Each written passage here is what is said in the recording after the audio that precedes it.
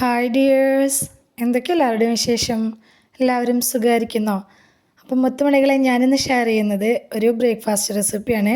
അപ്പോൾ അപ്പത്തിനും ദോശയ്ക്കൊക്കെ മാവ് അരച്ച് വയ്ക്കുമ്പോൾ ശരിയാവുന്നില്ല എന്ന് പറയുന്നവർക്ക് ഉഴുന്നൊന്നും ചേർക്കാതെ തന്നെ ഈ കുതിർത്ത പച്ചരിയിലേക്ക് പപ്പടം ചേർത്തരച്ച് നമുക്കൊരു അടിപൊളി മാവ് തയ്യാറാക്കിയെടുക്കാം കേട്ടോ. അപ്പോൾ ഇതെങ്ങനെയാണ് നോക്കാം. അപ്പോൾ ഞാൻ ഓൾറെഡി പച്ചരി കുതിർത്തെടുത്ത് വെച്ചിട്ടുണ്ട് കേട്ടോ. 1 കപ്പ് പച്ചരി കുതിർത്തെടുത്ത് വെച്ചിട്ടുണ്ട്. അപ്പോൾ അത് അരയ്ക്കുന്നതിന് തൊട്ട് മുൻപ് ഇതുപോലൊരു ബൗളിലേക്ക് ഒരു പപ്പടം ഒന്ന് കുതിരാനായിട്ട് വെച്ചിട്ടുണ്ട് കേട്ടോ. ഒരു 5 മിനിറ്റ് മുന്നേ വെച്ചാൽ മതി, അപ്പോഴത്തേന് തന്നെ കുതിർന്ന് കിട്ടും. 5 മിനിറ്റിന് ശേഷം നമുക്കിനി ഇത് അരച്ചെടുക്കാം.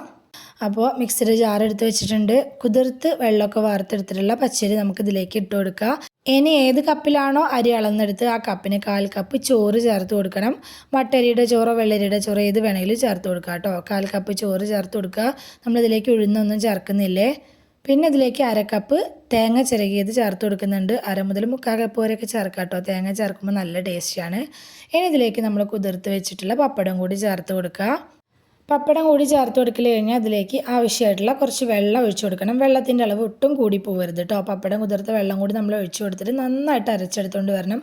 ഒട്ടും തരികളൊന്നും ഇല്ലാതെ നല്ല ഫൈനായിട്ട് തന്നെ അരച്ചെടുത്തുകൊണ്ട് വരണം കേട്ടോ. അരച്ചെടുത്ത മാവിനെ ഒരു ബൗളിലേക്ക് ഒഴിച്ചു കൊടുക്കുക. ഇനി ഇതിലേക്ക് ഞാനിപ്പോൾ തന്നെ ഇതിനാവശ്യമായിട്ടുള്ള ഉപ്പിട്ട് കൊടുക്കുന്നുണ്ട് കേട്ടോ. അപ്പോൾ വെള്ളത്തിൻ്റെ അളവ് എപ്പോഴും ശ്രദ്ധിക്കണം, കൂടി പോവുകയോ ചെയ്യരുത് മാവിൽ. ഉപ്പും കൂടി ചേർത്ത് കൊടുത്ത ശേഷം ഇത് നന്നായിട്ട് ഒന്ന് മിക്സാക്കി എടുക്കണം. അപ്പോൾ ഞാനിപ്പോൾ കൈ വെച്ച് നന്നായിട്ട് തന്നെ ഇതൊന്ന് മിക്സാക്കി എടുത്തിട്ടുണ്ട് കേട്ടോ. ഞാൻ സ്പൂൺ വെച്ച് ഇളക്കി കാണിക്കുന്നേ ഉള്ളൂ. ഒരു 5 മിനിറ്റ് നേരം നമ്മുടെ കൈ നല്ലപോലെ കഴുകി വന്ന് ഇത് നല്ലപോലെ ഒന്ന് മിക്സാക്കി എടുക്കണേ. അപ്പോൾ ഞാൻ മിക്സിയുടെ ജാറ് കഴുകിയിട്ട് ഒരു 1/4 കപ്പിനും താഴെ കൂടി വെള്ളത്തിലേക്ക് ചേർത്ത് കൊടുത്തിട്ടുണ്ട് കേട്ടോ. അപ്പോൾ ഞാൻ പറഞ്ഞ പോലെ നല്ലപോലെ കൈവച്ച് മിക്സാക്കി എടുത്ത ശേഷം നമുക്കിത് മൂടി വെക്കാം കേട്ടോ.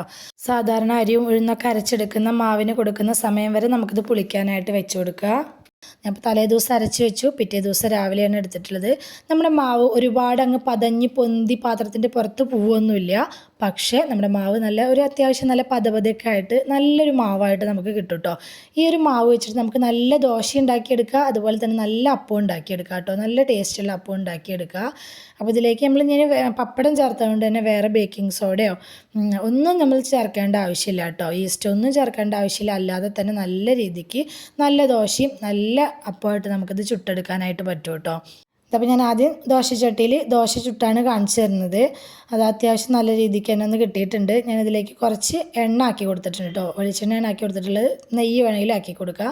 ഇനി ഇതൊന്ന് തിരിച്ചിട്ട് കൊടുത്തിട്ട് ഒന്ന് മൊരിയിച്ചെടുക്കുന്നുണ്ട്. ഇവിടെ മക്കൾക്കൊക്കെ തിരിച്ചിട്ടിട്ട് മൊരിയിച്ചെടുക്കുന്ന ദോശയാണ് ഇഷ്ടം കേട്ടോ. അപ്പോൾ ഇതാണ്ടോ നമ്മുടെ ദോശ നല്ല സെറ്റായിട്ട് തന്നെ നല്ല നൈസായിട്ടുള്ള ദോശയായിട്ട് തന്നെ ചുട്ടെടുക്കാനായിട്ട് പറ്റും. ഇനി അതുപോലെ തന്നെ അപ്പച്ചട്ടി വെച്ച് കൊടുത്തിട്ട് അപ്പച്ചട്ടിയിൽ ചുട്ട് കാണിച്ചു തരാം കേട്ടോ. കുറച്ചും കൂടി നല്ലതായിട്ട് കിട്ടും കേട്ടോ. അപ്പം ചുട്ടെടുക്കുന്ന സമയത്ത് ഈ ചട്ടിയുടെ ചൂട് നല്ല അത്യാവശ്യം ചൂടുള്ള ചട്ടിയാണ്. എന്നാൽ ഒരുപാട് അങ്ങ് ഓവറായിട്ട് ചൂടായി പോവുകയും ചെയ്യരുത്.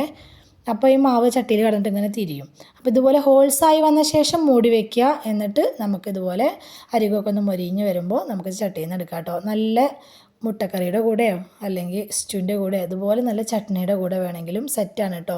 അപ്പോൾ തീർച്ചയായിട്ടും ട്രൈ ചെയ്ത് നോക്കണേ. വീഡിയോ ഇഷ്ടമായിട്ടുണ്ടെങ്കിൽ മറക്കാതെ ലൈക്ക് ചെയ്യണേ, ഹൈപ്പ് ചെയ്യണേ, സബ്സ്ക്രൈബ് ചെയ്യാതെ കാണുന്ന കൂട്ടുകാരുണ്ടെങ്കിൽ സബ്സ്ക്രൈബ് ചെയ്ത് സപ്പോർട്ട് ചെയ്യണേ.